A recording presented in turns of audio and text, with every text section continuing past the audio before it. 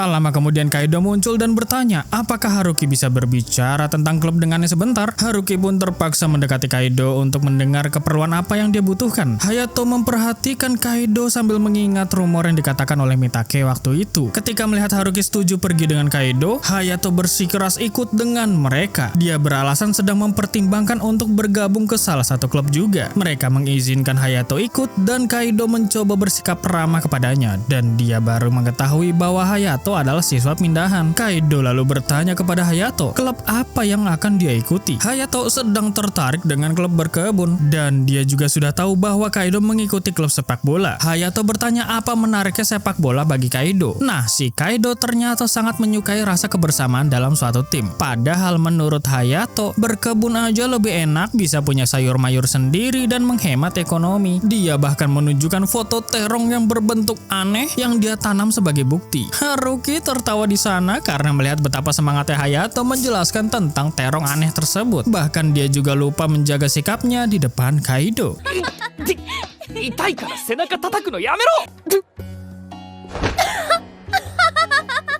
Setelah itu, Haruki kembali bersikap seperti biasa dan menyuruh mereka melanjutkan jalannya ke ruangan OSIS. Ketika mereka sudah sampai di sana, Haruki masuk dan mereka menunggunya di luar. Kaido mengakui bahwa dia tidak menyangka Haruki akan menunjukkan dirinya yang asli. Tapi Hayato cuma pura-pura nggak tahu ya kan? Karena Haruki memang seharusnya tetap berakting. Dan kedekatannya dengan cowok seperti Hayato tidak boleh diketahui oleh siapapun. Kaido kemudian memperkenalkan dirinya kepada Hayato. Ya, meskipun Hayato sebenarnya merasa ogah banget gitu kan kenalan sama dia, tapi Hayato tetap berjabat tangan dengan Kaido. Tak lama kemudian, Haruki menyerahkan dokumen yang diperlukan Kaido, dan Kaido segera kembali ke kelasnya. Terlihat Haruki kesemsem di sana karena mengingat Hayato yang melindunginya dari Kaido. Cihuy. Ketika Hayato dan Haruki sampai di kelas, bukannya pada curiga, ladalah teman-teman cowok sekelasnya justru memuji Hayato karena dia sudah melindungi Haruki dari Kaido si cowok blonde playboy itu. Mana pas Hayato lirik ke arah Haruki, dia malah ngeledekin Hayato pulang.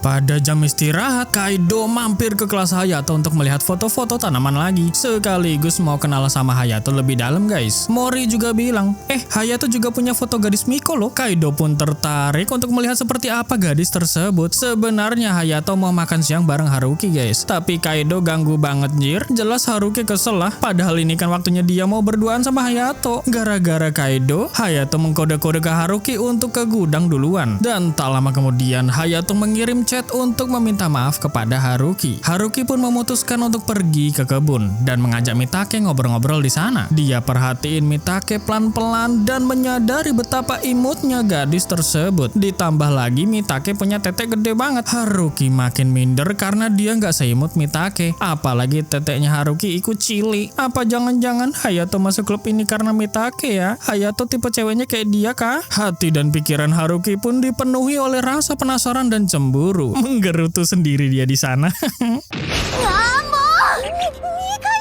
Setelah Haruki kembali sadar, dia meminta maaf kepada Mitake karena akhir-akhir ini banyak hal yang memenuhi pikirannya. Mendengar itu, Mitake segera memberikan topi jeraminya kepada Haruki dan mengajaknya untuk berkebun. Haruki pun mencoba membantu Mitake di sana untuk menenangkan hatinya. Setelah beberapa waktu, Haruki memang merasa lebih baik dan bahkan ingin ikut Mitake berkebun lagi nanti. Mitake mengizinkannya dan merasa lega karena Haruki kembali tersenyum. Mitake bercerita bahwa dirinya itu masih newbie dalam hal berkebun, dan sebelum berkebun dia juga sedang banyak pikiran dan merasa sedih sampai nangis-nangis seharian karena sesuatu keadaan yang membuatnya hampir tidak bisa melakukan apa-apa. Kemudian Mitake menemukan kegiatan yang asik, yaitu berkebun, setelah seseorang memberitahunya tentang proses pertumbuhan tanaman. Hal itu membuatnya penasaran, dan ketika dia mencoba saran orang tersebut, ternyata aktivitas ini bisa membantu Mitake melewati masa-masa yang sulit. Mitake merasa bahwa Haruki bisa menjadi teman berkebunnya karena Haruki terlihat menikmati aktivitas ini. Di benak Haruki, dia mulai mengerti bahwa Mitake adalah gadis yang berhati polos dan baik. Karena itu, Haruki berjanji akan lebih sering menemani Mitake di kebun sekolah. またここに来ていいかな？Pada saat pulang sekolah, Himeko dan Haruki tidak sengaja berpapasan dan mereka akan pulang bersama. Tentu saja Haruki pulangnya ke rumah Hayato. Cihuy. Himeko kemudian menerima chat dari Hayato yang menyuruhnya untuk berbelanja bahan makanan yang sudah habis di rumah. Karena barang yang akan dibeli kelihatannya lumayan banyak, Haruki berinisiatif untuk membantu bawaan belanjaan tersebut. Setelah mereka selesai berbelanja, tiba-tiba mereka melihat seekor anjing yang lepas menuju ke arah Mitake. Haruki dengan refleks cepatnya langsung menahan anjing tersebut. Tapi anjing itu mengira Haruki sedang mengajaknya bermain dan dia langsung menindih Haruki. Ayah, Himeko pun panik dan menelpon Hayato. Kakak, Haruki ketindihan anjing. Loh, jelas Hayato bingung dong dan segera ke tempat mereka.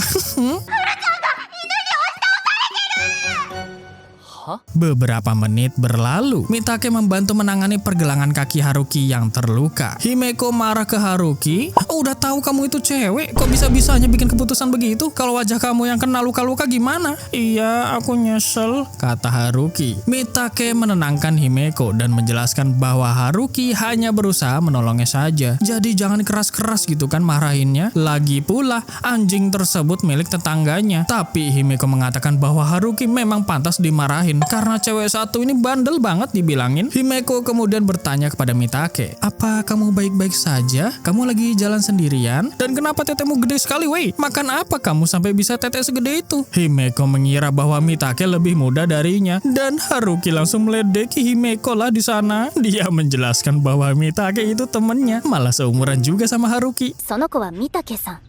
僕の同級生。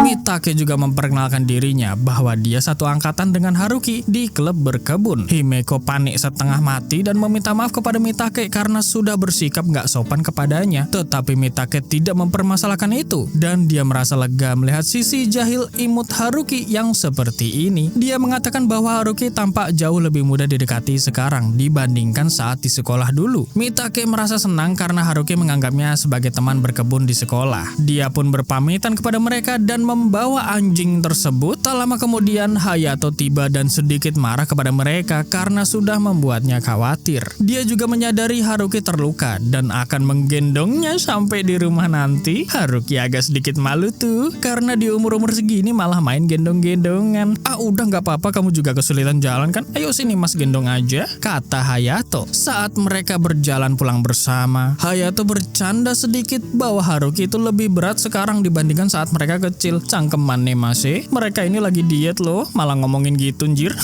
Haruki cubit-cubit manja Hayato di sana dan Haruki tersenyum indah dan bahagia di punggung Hayato. Cewek mana yang nolak digendong sama cowok tercintanya ya kan? Cihuy. Kalian para cowok-cowok yang udah punya pasangan bisa nggak gendong kayak gini? Lemah banget kalau nggak bisa gendong cewek kesayangan kalian.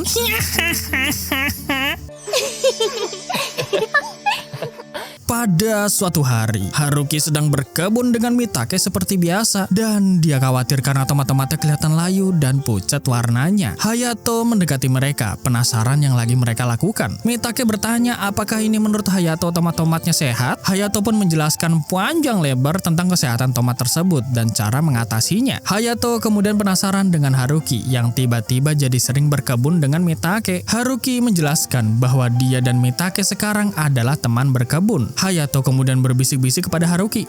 Ini gak apa-apa kah kalau kita deket kayak biasanya di depan Mitake? Aman, kata Haruki. Hayato juga memperingati Haruki tentang teriknya matahari yang bisa membakar kulit putih beningnya kalau terlalu lama berada di kebun. Haruki heran karena Hayato aja gak pernah mikirin tentang kulitnya sendiri dan dia langsung menarik seragam Hayato ke atas untuk melihat perutnya. Siapa tahu ada belangnya ya kan? Melihat roti sobek Hayato yang sedikit terbentuk membuat Haruki mulai sentuh-sentuh lembut bagian situ. Dan Mitake yang melihat mereka jadi traveling pikirannya karena mengira bahwa Haruki sedang melakukan hal-hal yang mesum kepada Hayato. Saat jam istirahat, Kaido mampir ke kelas Hayato untuk mengajak makan siang bersama. Halah, belum di anomali ini lagi. Haruki memang sudah lama sebel sama Kaido ini. Dan karena dia nggak mau Hayato kesayangannya diambil mulu pas jam makan siang, Haruki memutuskan untuk mengambil Hayato kembali. Haruki sedikit berbohong, mengatakan kepada Kaido bahwa dia sudah punya janji dengan Hayato. Dia mulai menyeret Hayato pergi, tetapi Kaido mengatakan bahwa dia akan menunggu di kelas mereka sampai mereka kembali. Haruki berusaha mengusirnya dari sana dan menjelaskan bahwa mereka akan merapihkan gudang perpustakaan, tapi Kaido masih aja pengen ikut mereka dan menawarkan bantuan. Wes ora urus, Haruki cuekin Kaido di sana ya kan, dan langsung membawa Hayato ke gudang perpustakaan. どうやっていつも被ってる化け猫を退治したのか気になるよね。 Karena wes kadung di sana, jadinya mereka rapihin buku aja ya kan. Hayato penasaran kenapa Haruki akhir-akhir ini sering nunjukin sifat aslinya yang santai ke orang lain. Haruki ternyata sedang kebingungan dengan dirinya sendiri. Dia kemungkinan ingin berhenti berakting jadi gadis sempurna. Haruki ingin berubah menjadi apa yang dia pengen dan mencoba hal-hal baru. Haruki sebenarnya ingin melanjutkan obrolan ini, tapi dia memilih untuk tetap diam dan tidak ingin membuat Hayato kesayangannya jadi kepikiran. Ketika Haruki lanjut merapikan buku-buku, dia tiba-tiba kehilangan keseimbangan dari tangga. Untungnya Hayato berhasil memeluk Haruki untuk menahannya agar tidak jatuh terluka atau semacamnya. Hayato bersyukur karena Haruki baik-baik saja, dan kaki Hayato agak mati rasa dan kesemutan karena ikut menahan badan Haruki di sana. Apa boleh kita berpelukan kayak gini aja dulu sebentar, Haruki?